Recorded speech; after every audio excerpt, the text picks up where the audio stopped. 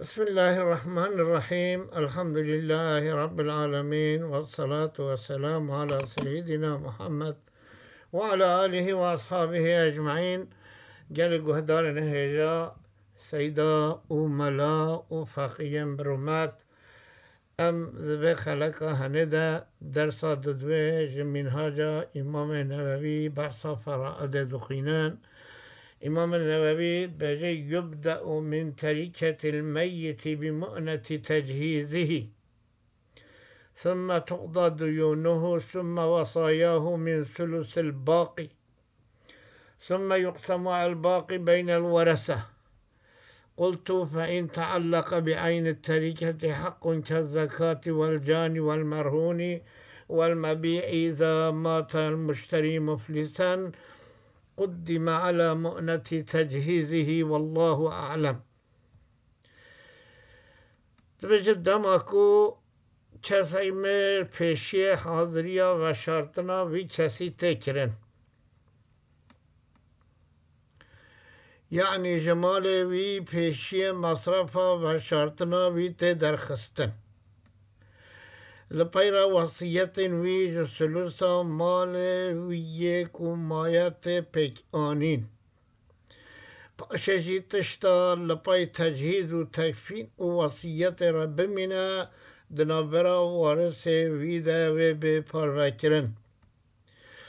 امام نووی ده بیجه اگر به نفسا طریقا مریوه مافکی خویرتی به، مثال زکاتا وی مالی نهات به داین، یعنی او کسی مری کوله یک وی هیا او وی کوله جنایت کریه حق جنایت است کوله وی ده هیا، یعنی او مال میتی درهینا هنکانده یا، یعنی مالک هاتیه فروتن مشتری افلاس کریه او مریه و چاقه اب خصوص بحث وان در باز بویی و بکون پیشیا مصرفا و شرط نامری، یعنی پیشیه او حق و بین ادا کرن پاش مصرفا و شرطنا مری و بکرن. وقتی هم با گوتن امام نووی شروع بکن ام کارم ببشن مافن خوب میراتی و بگیرن پنجن. یک او دین جبری مرناوی خوب طریقه و دیگرن وک رهینه، کسی که مالک خوب که رهینه مالن دیین ویجی نبن و پاشجی بمره دین مرتهنی دکوه پیشا تجهیز و تکفیناوی. هر واسه کسی مالا کریبه و خسته به دست خو و قبط کریبه پراین وی مالیجی ندایی به عمری به بای حق وی هیکو جبری تجهیز و تکفینه وره دست خودان سر مال خو. حق زکاتشی مینا بیع و رهینه، یعنی او مال زکات لکتیبه و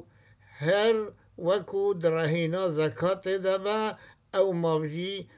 پیشیا تجهیز و تکفینا میتیه. تجهیز مری او پیشیا ماف وصیت و وارث هایه. او دین خوب بزمتا مری و دیگرن او ماف نل پای مصرفا و شرطنا و مری رتن لوله لپیشیا وصیت و مافن وارث هایه. وصیت جسیا یک مال مری وصیته او وصیت به اجماع امت لپای دینان رایا لبله وصیت لپیشیا ماف وارثانه. ارسیت اب حق ماف داویه کو خوب میراتی و دگرن دگوره حصا وارثا دنابرا وانده ده پاربه کرن. شرط ارسه چار شرط ارسه هنه. یک تحقق مرنا مورسیه، یعنی قطعیت مرناویه یان ارتباط مورسیه به مریان و به تقدیر کرن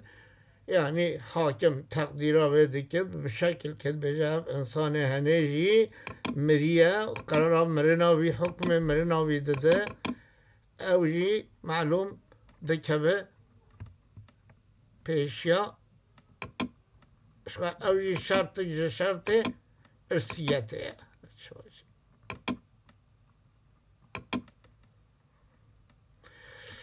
شرط دویا پیوست ثانیه که بجی وارث لپای مرس خوره بمینه یعنی انسانک به وارث یکی لازمه دقیقه که جیبه لازمه لپای وی رس بمینه پیوست ادلا آوی به مریبه بزانین یعنی که نکاح هایی چیه یعنی به نکاحه بمروفانتیه یعنی به ولائه والحاصل به شکل که ادلا آوی علاقه آوی به مریوه بدانینه پیویست جهت میرات خوری آوی یعنی وارثی آوی بزانی برفراهی بزانی که چه جهتیه ابوت بنوت ابوت آنها قرابت و چه درجه قوت قرابت و چیه درجه قرابت چیه اب همه لازمه بزانین مری بخویه یعنی مری جی لازمه هبن حتی هنایی ببن وارثه بی وارثن میراث خورن موروثه مال کل پای مری را دمینه افهنه همه جی شرطن جبو خاطر ارثه منهاج بيجي چه وأسباب الإرث أربعة قرابة ونكاح وولاء فيرث المعتق العتيق ولا عكس والرابع الإسلام فتصرف التركة لبيت المال إرثا إذا لم يكن وارث بالأسباب الثلاثة سبب إرث چار یک قرابته بقرابت دایی باب کسی بواسطه واندگیهن مرید بن وارث وی خوشک و برا و زاروک خوشک و برا انجده و باب یان ینج بابه زاروک کران چکت چکر نکاح عقد نکاحا صحیحه بلا دخول یعنی خلوت چه نبو بجی جن امیر دا ادای طلاق رجعی دا جید بن وارثه هفدو جوه قیدت فهم کرن کو دخول او خلوت چه بو بجی دنابرا جنو میران دا بنکاح فاسد توارث چه نابه مثال نکاح به شاهد یا به ولی یا نکاح مطعه ابن هنه دنابرا وان دا وراثت نینن ولاء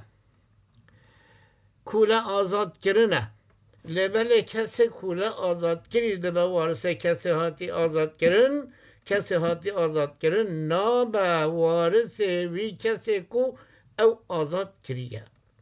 اسلام یعنی ارسیت بیت المال مسلمان دبه وارثه کسین به کس قرابت به قرابت دایی کو باب کسی بواسطه واندگیهن مرید بن وارث نکاح عقد نکاح حقیق منهو در باس کر ولا کولا آزاد کرنه ما اوجی گود کسی کولا آزاد کرده به وارثه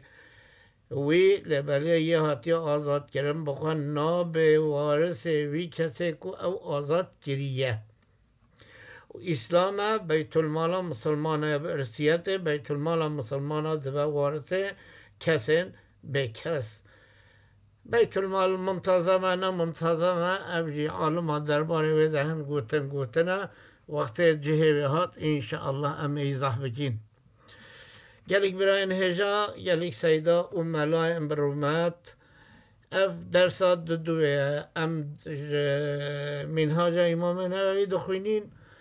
از دانم کو پچه که اماتوری آمد وی واری هد واری قید و فلان ده انشاءالله هنگی به همه پیش و ببین بسط تابلویا بالشباكة أما في مسألة هنبر فراهي إيزاح بكين إن شاء الله منفعات وسود ويجي بوارية حتی جارکی دیم بگن هب من خیر و خوشیده. السلام علیکم و رحمت الله